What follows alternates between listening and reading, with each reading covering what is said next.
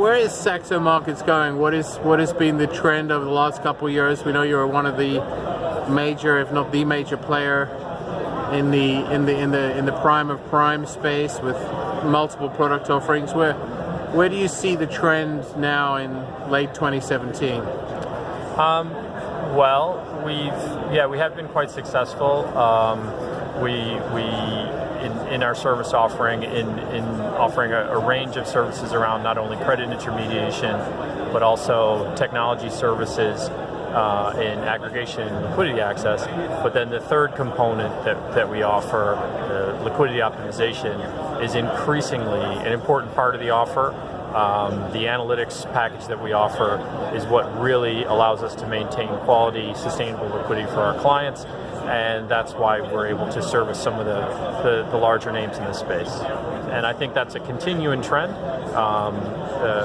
When we came into this market about 5 years ago on the prime side, really what we were looking to do is offer sustainable liquidity, and having the right mix of market access, a very broad-reaching market access, and having the analytics to help clients understand what the challenges are and how they can best achieve sustainable liquidity. That's really what the service is all about.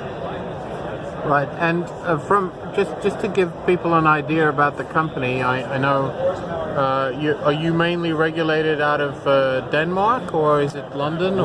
Well, SAXO Bank AS is regulated by the Danish FSA.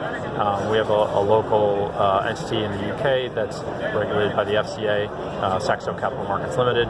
But we're also regulated in Singapore by the MAS. We're regulated locally in Japan, in Australia. So we have a number of entities who face local regulators. Okay, and what do you think of is SAXO doing anything in the crypto space at this point? We offer several exchange-traded notes. So we've been, I don't want to say cautious, but reasoned, I think, in our approach to the crypto market. We are offering 4 different exchange-traded notes that are listed on the OMX in Bitcoin and Ethereum. But to be honest, I think really what's going to change for us is when the CME offers the future, supposedly before the end of the year, so December or January, that should be available. That'll be available on our platform, and I think that's really going to be a significant game changer in the market once there is a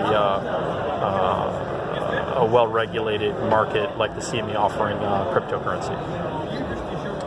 And do you currently offer your clients crypto trading capabilities?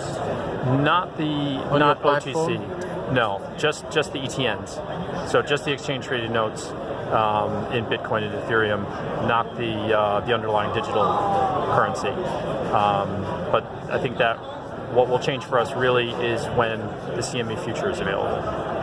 And I think that, frankly, that's going to change the market quite a bit as well. It kind of brings a level of acceptability and respectability, does it? It does that, but in addition, it means that there's a quoted forward curve, a well-understood basis. There will be likely exchange-traded options on the CBOE. It will dramatically change the let's call it the liquidity landscape in cryptos. Right, and in terms of currently what it takes for somebody to open an account, either private or institutional, at SAXO, what are the bars for entry at this point? It depends what type of account you're talking about. Our standard retail accounts are not really the space I work in. Sorry, say again? Not really the space I work in. On the retail side. On the prime accounts, the deposit size is still quite a bit smaller than what you would find at a traditional prime broker. Our minimum deposit for a prime brokerage account is $250,000, and there are, of course, the normal due diligence and KYC requirements that you would find onboarding at a bank for a bank account. Right. And you offer a product with for the institutional side with disclosed direct through to bank. Is that correct? Yeah. So our prime liquidity is a real DMA offering, or a direct market access offering. We don't participate in that offering with our own liquidity at all. So what is the reason for that? Just to stay impartial, or? Yeah, absolutely. Because we really don't want to be in a situation where our participation in any way in the DMA liquidity makes us somehow not aligned with our clients.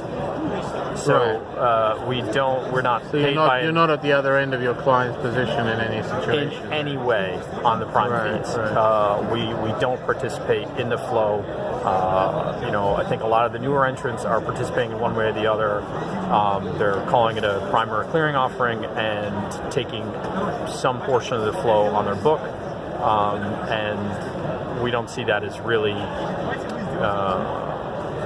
being what the offering is all about. So we're not paid for the flow by any other entity. Our earnings on this business are the commission and the financing. And is that a profitable model? It is. It is quite a profitable model. Because for us it's scaled quite well. So it does need to scale, but we were able to take advantage of, make use of, leverage the 25-year legacy of SAXO in the market, our significant buying power. So you're offering that product with no minimum trade size, is that correct? Well, no. I mean, there is a minimum trade size of a micro lot of 1,000 notional, which is very, very small. Yeah. But so how does that go to multi-bank? Are you using like ticket compression, multi-bank ticket compression, or? No, most of the banks will quote in that small size, or fill in that small size. The issue comes about on the clearing side, but that is a problem the market has solved to date through the use of Triana Netlink to compress on ahead of CLS clearing. Right, and so you use the Triana Netlink kind of setup? Our prime brokers do. Our prime brokers and liquidity providers are making And who use is SAXO's prime broker? We have three. We have Citi and Deutsche, and also we've recently added RBS, mostly on the FX options side. Who? Citi, Yeah. Deutsche, and RBS. Oh, RBS, sorry. Yeah. So RBS seems to be coming up in that space now again. It's a newer relationship with us. They offer an interesting and slightly more bespoke service. But we have a long-standing and very good relationship with both Citi and Deutsche, and I have nothing but very good things to say about the prime broker services we have there. All right, what do you see as the trend in crypto? Do you think it's here to stay now? Actually, I do. I do. I think one of the things that has really made me think it's going to stay here are the discussions. I mean, I don't know if Bitcoin is here to stay, but I think cryptos are here to stay in some fashion. I mean, given the conversations that are being had at the central bank levels about national cryptocurrencies to sit alongside the fiat currencies, and I think that's a good indication of the fact that in some form or another cryptocurrencies are going to become an embedded part of the economies of the world. If I knew how that was going to play out. I have an electronic wallet, and I have a very, very, very, very, very small amount of holding that a colleague gave to me as a Secret Santa several years ago, and it's worth a lot more money now. Wow, amazing. So yeah, it's kind of funny. Yeah, all those naysayers have been proved wrong, right? So far. Yeah. Well, thank you very much for giving us some of your views today, and hope to see you again soon. Thanks very much, Larry. Have a good day. Thanks, Lucien. Bye-bye.